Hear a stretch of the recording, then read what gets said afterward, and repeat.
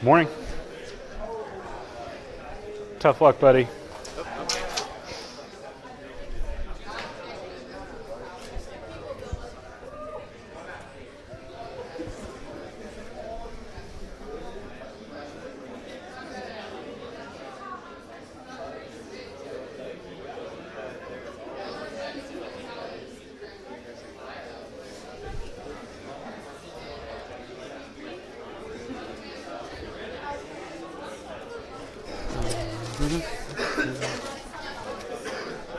Good morning.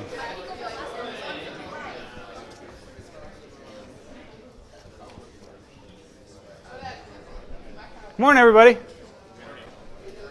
Hope you're having a nice week. I'm Tony Farrar from the Mechanical Engineering Department. Today I'm going to actually show you some Python in class. All right. But before I do that, friendly reminder, we're messing with the schedule a little bit. We wanted to give you this week to either take a breath or catch up, depending on what your current status is, so there's no new assignments this week. The reason for that is to give you a chance to take a breath or catch up, so we would like to encourage you to do that. We are in the library all day, every day. Please come see us and let me help you get back on track if that's what you need. Today I'm going to talk for just a minute about the 3 platforms that you'll be able to choose from for your project. We need to start getting those nailed down so that you can start down the individual learning path that will most support what it is that you're going to learn to do. Just a reminder, on Friday we're going to tell you about a couple of policy updates that have to do with response to your feedback that you gave us in that survey. And then in addition to that, we're going to spend some time doing group work on our value propositions right here in class. That's going to count for this week's code sprint. So come in, work with your group, and knock out a bunch of that assignment that is officially due a week from Friday. To that end, I have posted a written assignment that explains what's expected, when it's due, how to turn it in, all that kind of stuff. It's under Files and Lecture Notes on Canvas. So if you go to Canvas, you can access this. It's 2 pages, including a blank PDF of the actual value proposition canvas that we showed you in class.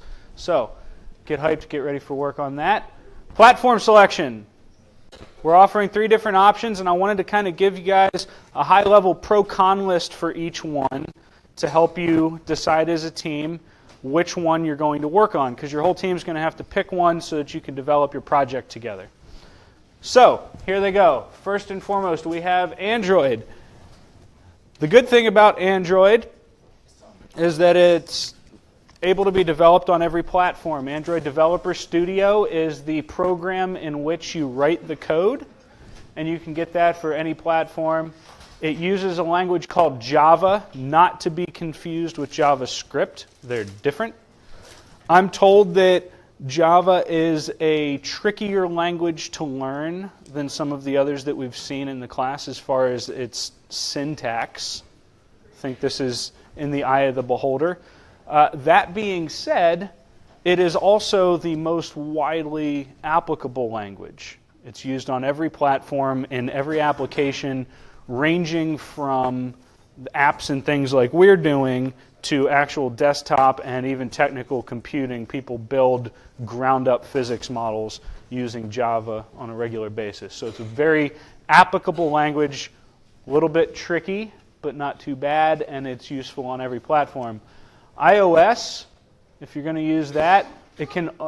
well, there's a typo. How about that? iOS is written in a program developing environment called Xcode that is only available on Mac. If you don't have a Mac, you can't actually write the language of Swift and run it and test it on an iOS device. So that means that you either need to own a few Macs in your team, or you need to go to the tech center where we have a bunch of them set up and you can work on it there. Both are great. Some of the teams last semester that picked this option were actually really thankful for it because it forced them to schedule a couple of work sessions, get their whole group together, bang out the project, and be done with it. So that was nice. Swift on the trickiness scale is closer to Python as far as its syntax. It's actually kind of a gentled up version, mobile specific version of a language called Objective-C. And so this is maybe a less learning curve, but it comes with the limitation that you can only do it on a Mac. And last but not least, we're offering a web app option. This is using a thing called Django, which works on PC, Mac, Linux. It's everywhere. The extra languages that you'll learn to do the web app are actually HTML and CSS. And so those languages are a little different. They take a designer's eye. They're actually used to program a document. That's what a web page is. It's programming, if you will, that lays out and formats this document. And then Django makes Python talk to that so that your web app can be interactive and have all these interesting features and things going on behind the scenes. And one of the neat bonuses, if you walk away from having completed one of these projects, is that you'll have seen what it takes to make a website both on the front end and the back end and have at least a basic understanding of how that's done, useful in all kinds of different directions. So those are your choices, things to consider. You'll have a chance to talk together on Friday, and we want to nail down that decision soon so that you can start working on learning which of these three your team is going to work with, because you only have to do one of them for the next few weeks. Questions? People who know a lot about coding. Did I tell any lies? All right, good. So let's see what happens next. Okay, good. This is the good part. We're going to go into coding. Forgive me for hiding behind the podium here. It's the only way I know of to be able to type. Let me just make a quick transition here.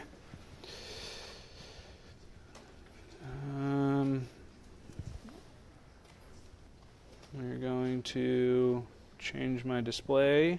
How do I do this? Where's the button? System preferences. Display. Arrangement. Mirror displays. Do you see what I see?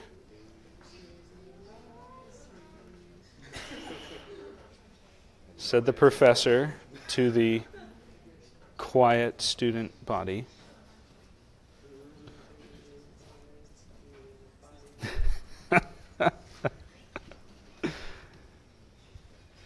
Well, do you? Yeah. Okay.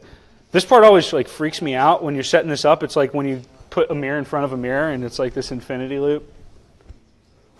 Yeah. Okay. Get out of my way. There we go.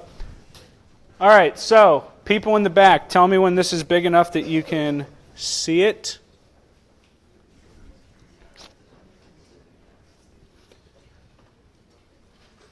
Can you read this text right here? Back row. No? Can you read that text right there? No. Can you read this text right here? Back row is good. Thumbs up. Go one more, they say. How about that? All right.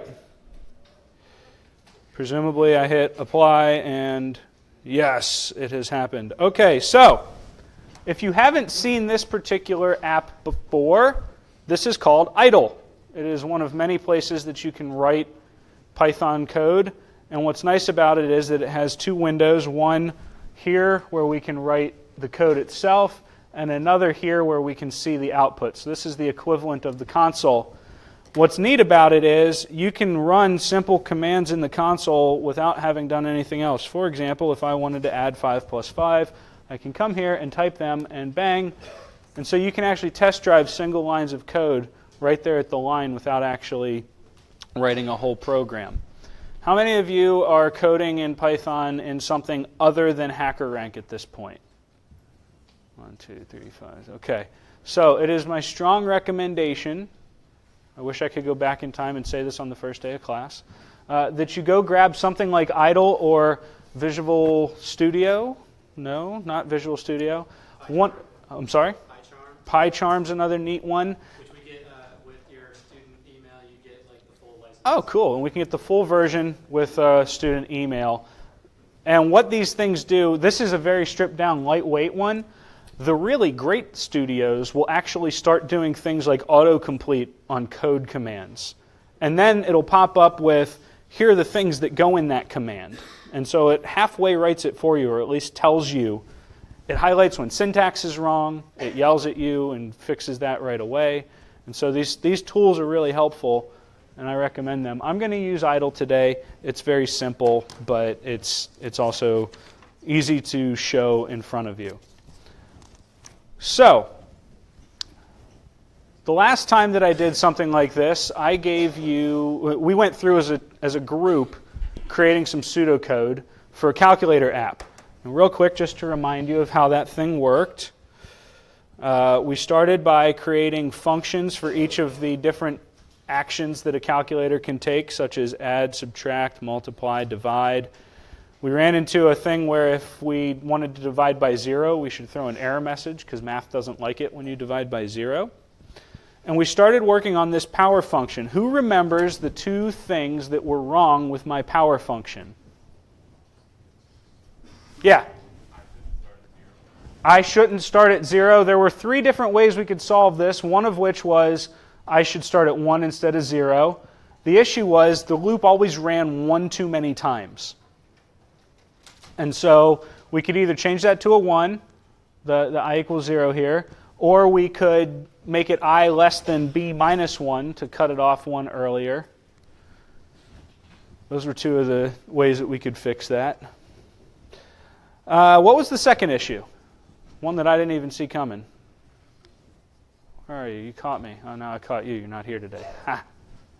Yeah. Taking things to the power of 0, the way this is laid out, won't give the right answer. What's any number when you raise it to the 0th power? 1. And right now, it's going to spit out a thing that looks like result equals the original number, which is not necessarily 1. Okay, so we wrote those functions. We're going to fix that today, don't worry. Then what we do is we have our main code here where we wanted to prompt the user for the numbers in the operations. And then from there we went through this if-else chain to call the proper function depending on which we were trying to execute. And once we were done, we either said, I don't know that operation, we performed one of the operations and have a value for result, and then the last thing we want to do is print the result. So now what I'm going to do right before your eyes, in an act of sheer magic, is translate this into Python in a minute and a half or less, I hope. So first thing I'm going to do is I'm going to actually copy my pseudocode. I like to leave pseudocode in comments at the top when I'm writing, just so I can remember what the heck I was thinking. Just to remind you, the hashtag symbol is what's used in Python to make a comment. So all of these lines are ignored when I actually try to run this code. Okay, so we get down here, and I'm just going to paste that pseudocode a second time, get rid of a couple of label lines here, and we're going to start defining things. How do we define a function in Python? def my add ab, and we use a colon like this to say we're getting ready to do something interesting. Turns out the return statement is just the word return, so we can write something like return a plus b, and that's a complete command. That's a function now that we can use places. A neat trick in Python that I wanted to show you is if you give some double quotes like this, you can name this you can explain for the user what this function does. So for example, this function adds a plus b. And that's also treated as a comment that won't be executed. Yeah? Triple quotes? Like this? Caught me. Like that? Okay. Triple doubles? Ooh. I'll tell you what, let's just wait and see if it throws a message and we'll find out from there. All right, so we want to do this now for each of these functions right quick. So we're going to make another one that says def my subtract colon up of A and B and return A minus B. I'll skip the commentary for now. What's weird about Python is it doesn't use any brackets.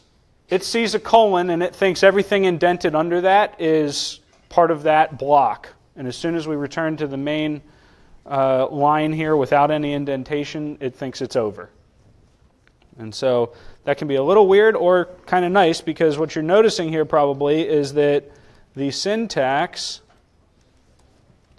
and the code itself look pretty similar.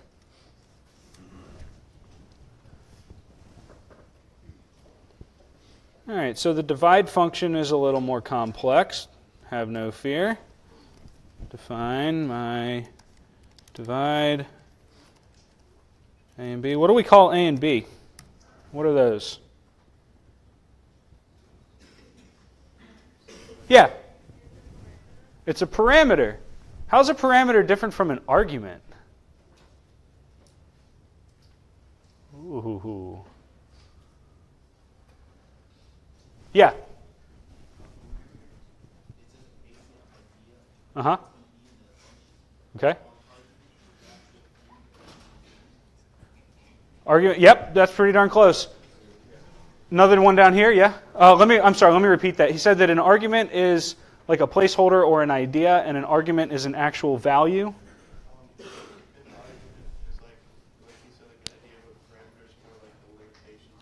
Parameters are like a limitation. Okay, so that's kind of putting our own original idea of what a parameter might be.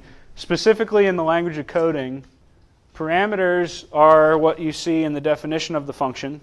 This function takes two things, A and B, where arguments are the actual ones when we call it. And so they're almost the same thing, but not quite. One's in the definition, one's where you call it. Something to think about there. How do we do an if statement in Python? All right, we need this if b equals 0.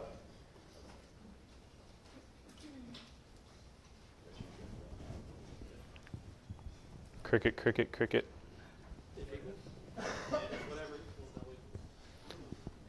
I'll give you a hint. Copy and paste would work here. What do I need? What's missing? Yeah. All right, need a colon there. And now you'll see, because I'm using a friendly editor, it's already auto-indented again for me. So now, things that are double-tabbed are inside this if statement. Things that are single-tabbed are inside the function. And things that are not tabbed at all are at the root level main code. Okay, so we want to just return a divide by 0 error, like so. And then I need an else statement. What do I need after the word else to make this functional? Another colon, thank you.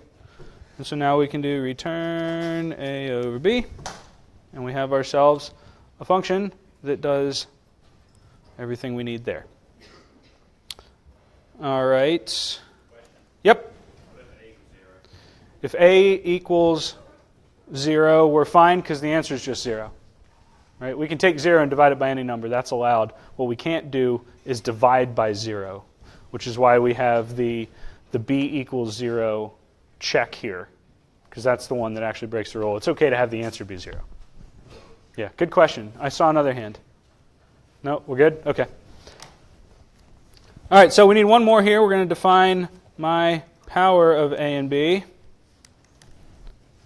And we'll just real quick translate the pseudocode here. Result equals A. You'll notice that unlike JavaScript, I don't need to use the word var to declare a new variable. Python will just haul off and make one for you if it needs to. Now we want to do a for loop. How do we do a for loop in Python?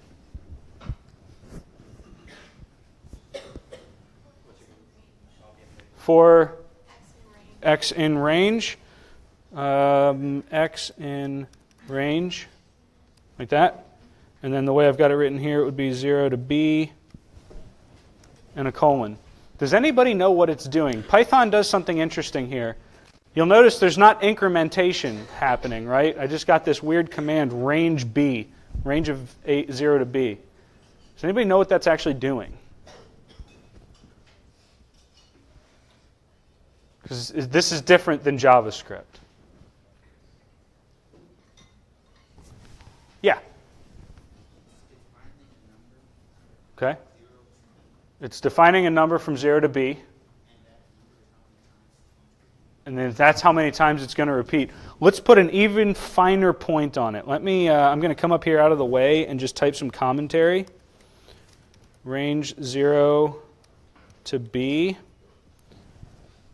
What that thing produces is an array that looks like 0, 1, 2, 3, 4, and so on up until whatever value of B is. It creates an array. The way a for loop works in Python, it literally can be given any array, and it will go item by item through that array, and X in array, it just grabs one value of that array at a time and assigns it to X and treats it that way for the rest of that loop iteration. Yeah. I'm sorry? So no, it's going to give us a logical error here. We already knew it was coming because we talked about it, but I want to make the mistake so you can see how it would appear in the code. Okay, so I'm intentionally screwing this up for a minute, but we'll fix it soon enough. So we're looping through these things, and what did we want to do? We say that result is equal to result times A, and when we're done with that, we're just going to return result. Okay, there's all our functions. They are now defined. And have no fear, I will be posting this for you as well. All right, so let's get some user input. How do we get user input in Python? Input, and then a prompt, such as type a number. Why did I put a space there? I see you. Why did I put a space there? All right, just to make it pretty. If we didn't have that, we'd get a cursor right here in our command line. All right, so then operation equals prompt, oops, sorry, input, type an operation, and B. I love the fact that it uses purple and green here because it reminds me of the Joker.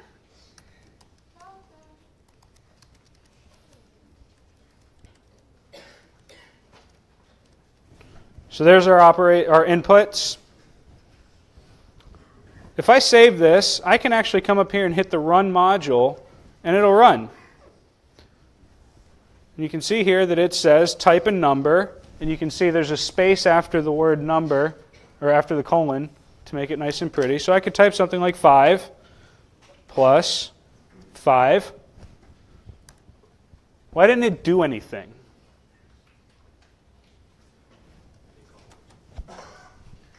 Yeah. No outputs, right? I haven't actually asked it to print anything. And I kind of stopped early, right? I didn't actually call any of my functions and do any of the math yet. All I have right now is a code with a bunch of commands that it would know how to use if I asked it to, followed by a little snippet of code that takes some input from a user and does nothing with it other than store it in some variables. Interestingly enough, I can do this to find out what's sitting in those variables. So A's got a value of 5.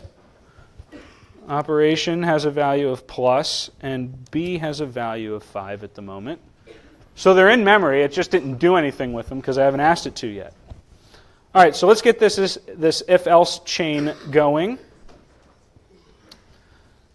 All right. First, we want if operation is equal to a plus. Now, I know that I'm typing in a string, and so we're just going to go ahead and let it do the string comparison there. How do I do else if in Python? elif. E-L-I-F. And again, I need colons after each of these. Elif.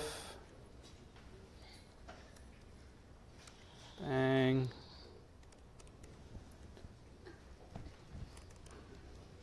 Elif. Bup, bup, bup. So, by the way, this is pretty much how I actually write code. That's why I'm doing it this way for you. Show you how it is that if I have a coding problem, this is what I'm going to do. And by the way, we're about to get some errors, just to warn you. Maybe you see some of them coming, maybe you don't. Every one of these errors is an error that I made when I was actually writing this code to get ready for this class. And so hopefully that breathes a sigh of relief for you. We all have glitches and error messages to interpret as part of our job as writing code. Okay, so the only thing I haven't done yet is display the result. How would I display a result in Python? What's the command to display something at the command line in Python? Huh? Print. Print. If I do print result, I now have a fully functioning code, I hope. Of course, we know it's not going to work, but basically what we've got is a section up top here that defines functions. That's all these. And then I've got this area that I call my main code where these are they're not tabbed in. And so they're not part of function definitions. This is like the main block of code that's going to run when I press the go button, which in idle looks like this. Run module. And we're going to type a number, say 5. We're going to multiply it by 3. And we get an error. It didn't work. So let's dissect this error message. First off, it's telling us this is the program that was run, and it likes to display the entire freaking file path, so that's nice. It does say what line the error happened at. Line 65 is the problem. If you look right here at the bottom corner of my screen, you see what line number my cursor is currently on. So I can actually come over here, and as I go up, eventually I get to line 65. That's this line right here. Line 65, line 65. It doesn't like this return AB command. Why? We've got a type error that says we can't multiply a sequence of non-int of type str. What happened? Yeah. I'm trying to multiply things that aren't numbers, but I typed numbers in. Yeah, back there. Because they're returned as strings? Not quite. Yeah. It's because they're not strings? So this error is saying that we've got things of type string, and it's angry with us for that. Yeah, back here. The input command always reads things as strings.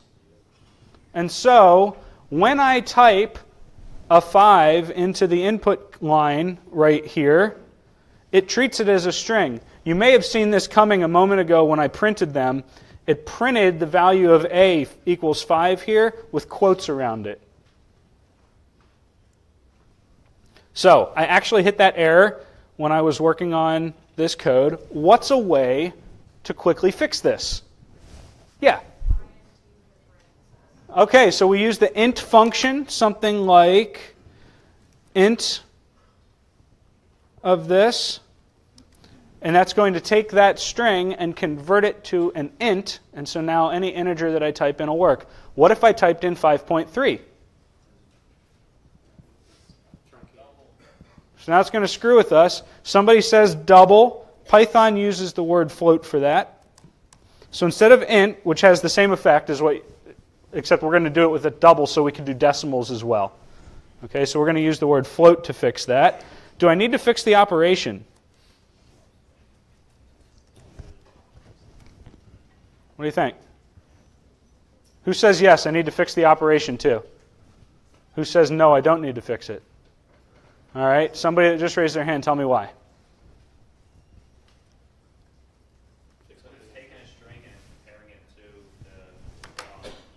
Right, the key is right here. we used a string comparison. I said plus with quotes on it, and so it's looking to compare two strings. So let's save this and come up here and run it again. All right, 5 times 3. Aha!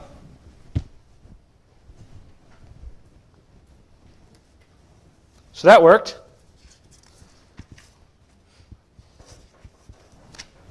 All right, now let's run this code again, only this time I'm going to use a different operation. This time, let's do 5 to the power 3. And we have another error. All right, so let's go and interpret this one for a minute. First off, we're at line 86. This is the command it's angry with us for. It says we got another type error. Float object cannot be interpreted as an integer. What? The heck does that mean?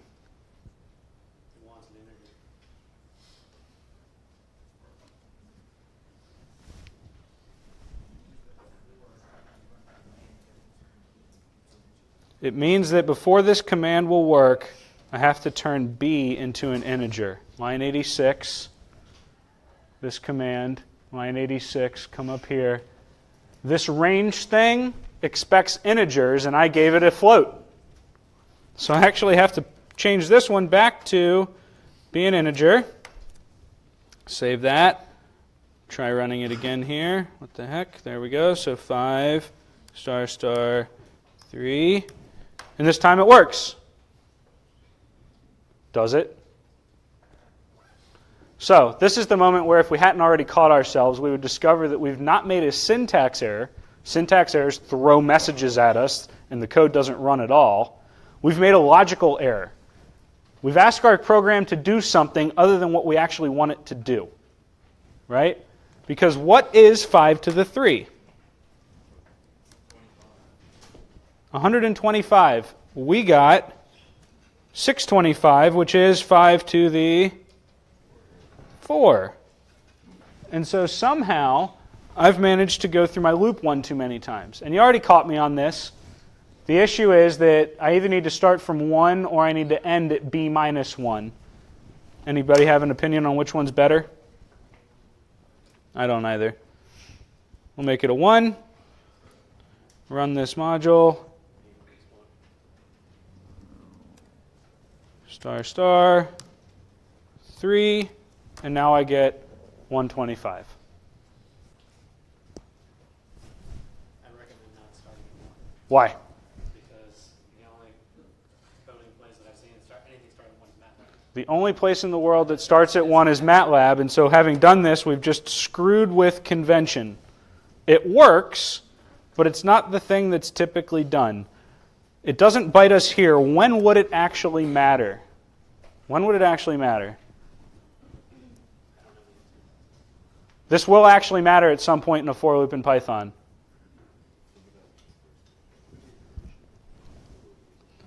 I'm going to leave that one float for a minute. What do you think? There's a hint.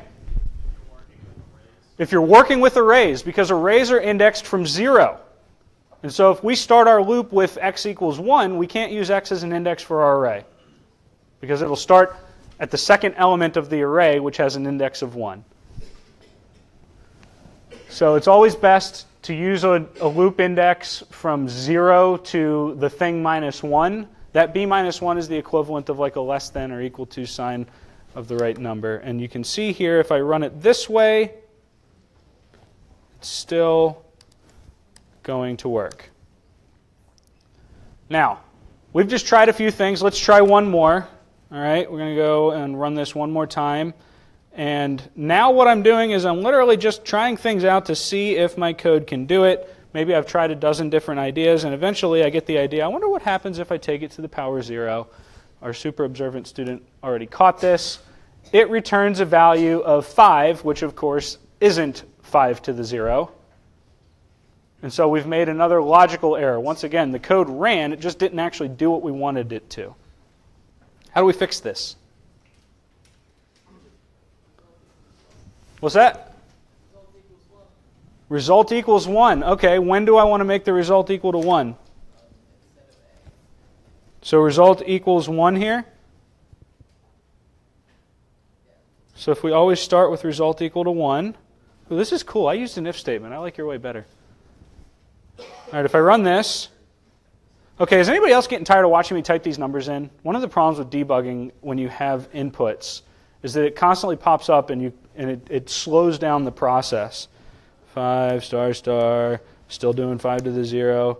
Okay, so now it worked. It spit out a 1. That's cool. Okay. But if I wanted to test a different number, this is starting to get old. Imagine if we were working on this for a while. So a lot of times what I like to do is actually comment out my inputs and just hard code them for now.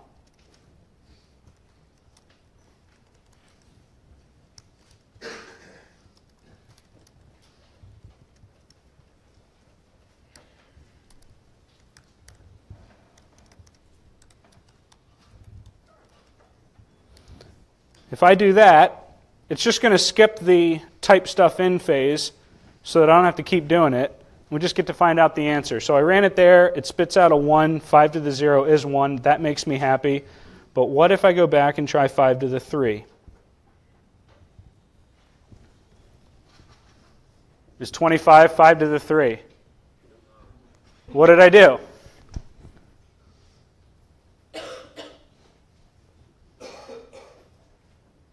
I know you see it. I know you see it. What did I do? What happened? What? Before we were going too far, now we're not going far enough. What's that? So I squared 5 instead of raising it to the third power, right? So how many more times did we need to go through our loop than we did? One more time. So it turns out the original fix wasn't the right solution.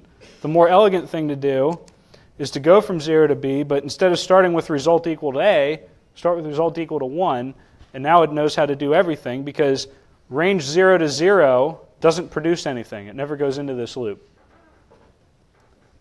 Okay, let's run this code again and see if it works. And now we got 125.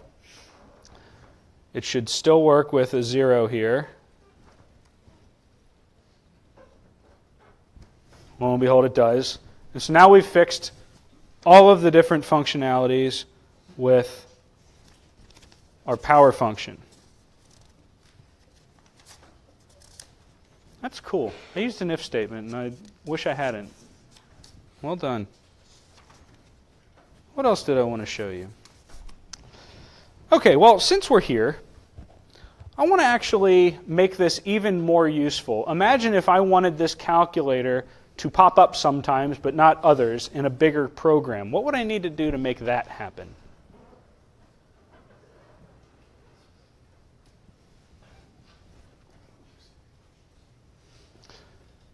So imagine, for example, that I had this big code, and first it's displaying things, but eventually I get to a point where I need to, I don't know, update the price of something in my grocery store app that we've already been working on. Okay? But I don't know math very well, and so I want to give a 15% discount, and I'd like at that moment for this calculator to pop up and give me a chance to calculate what a 15% discount would be. How do I do that? Yeah.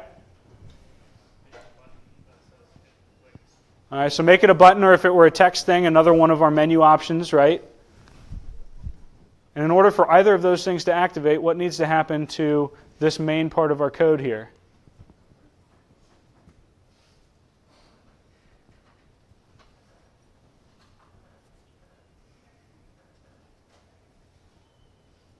Yeah. It needs to be a function. It needs to be a command. And so for the last step of the day, what we're going to do is actually get rid of this stuff altogether. And we're going to define this as a function called myCalculator. It's going to have 3 parameters. And we're going to take all of this code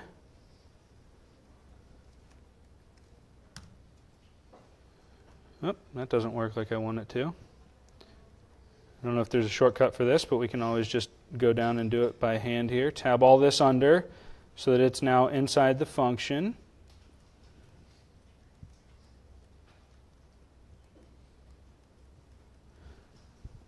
And save it. Now, what's a function need to end with if we want this value of result to come back to our main code? Huh? What's that? Break? Who says break? So break's just going to cut this thing off and stop it from running. That is one way that we've caused things to stop in some of the assignments. It's not completely wrong, but we want to take this number result and throw it back to the main program. How do we do that? With return. Right? So I need to add a line here that says return result, like so. And now I'm going to run my code, and it's going to do everything we want it to, right? Except not. I got a new error here. It says name error, result is not defined. How'd that happen? I never set result to anything, right? This just became another function definition, which is all nice and well and good, but it never got called. We never used this function. And so it didn't do anything.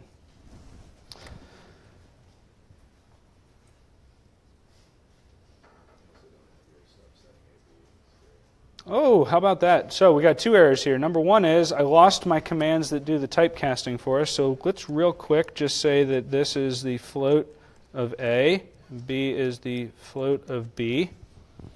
Okay, so we fixed that issue. Thanks for catching me there. Now I need some stuff here. So for example, we could bring our prompt back if we wanted to, or we could just call the function. Right? Perhaps there's a GUI that types all this stuff in for us. And so I'm just going to bring that function definition down here and call it. This is now my main function.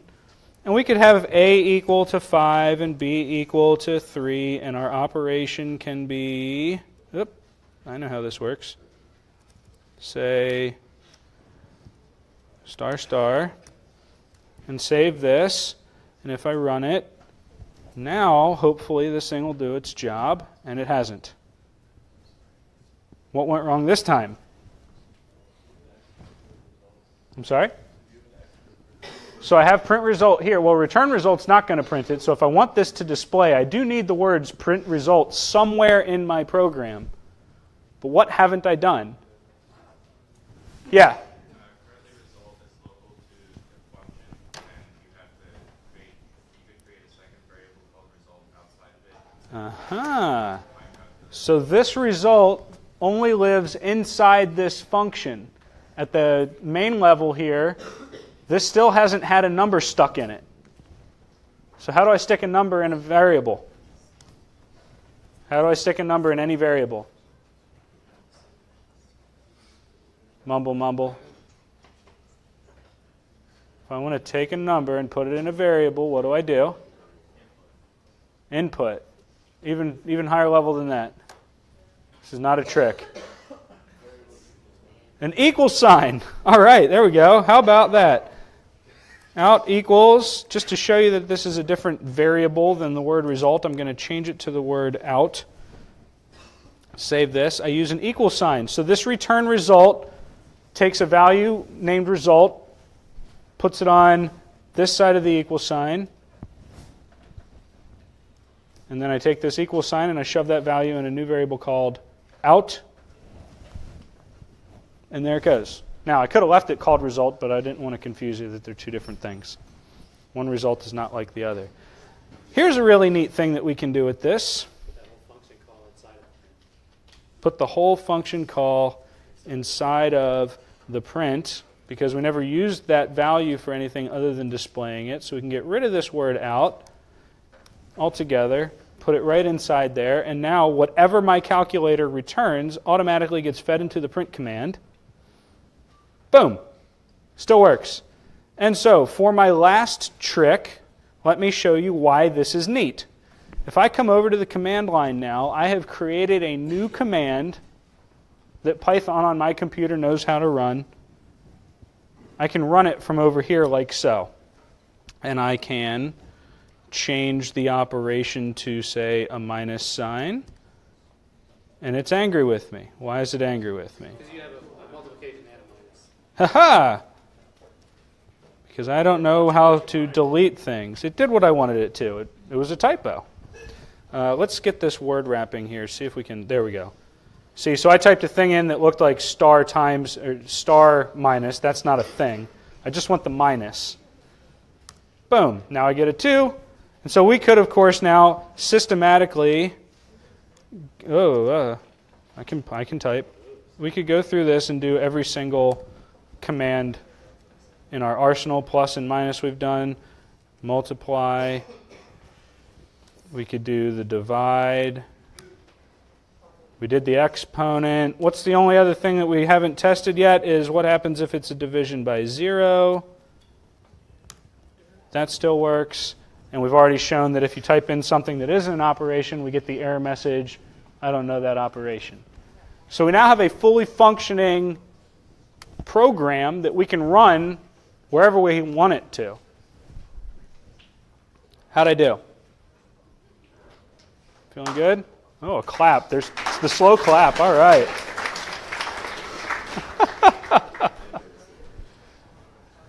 So, if you need some help catching up, we would love to see you in the library. It is not too late for anybody in this class to get an A. And I can't wait to get in trouble for having assigned that many grades at the end of the semester. Come see us. Get Python done. Get JavaScript done. Have a great day, and I'll see you on Friday. I'm sorry? Oh, you know what? Good question.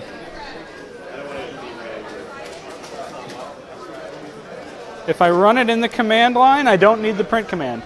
Just like I didn't have to type print when I type in 5 plus 5. Interesting. Cool. Hey, so the people watching the video just got a bonus.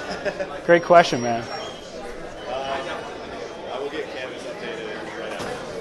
Okay, yeah, we can wait until we have our meeting if you want to talk through, because I'm sure we've got some logistics. Yeah, that's fine. Because I haven't gotten it yet, but I don't want anybody to. The email's wondering, yep, good deal.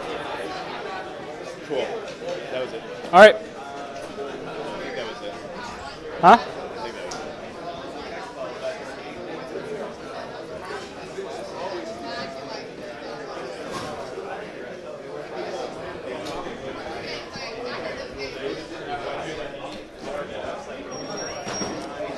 You can delete it if you want. I did a I'm still streaming if you care. Canvas announcement that had links to 3 Python IDEs. Okay.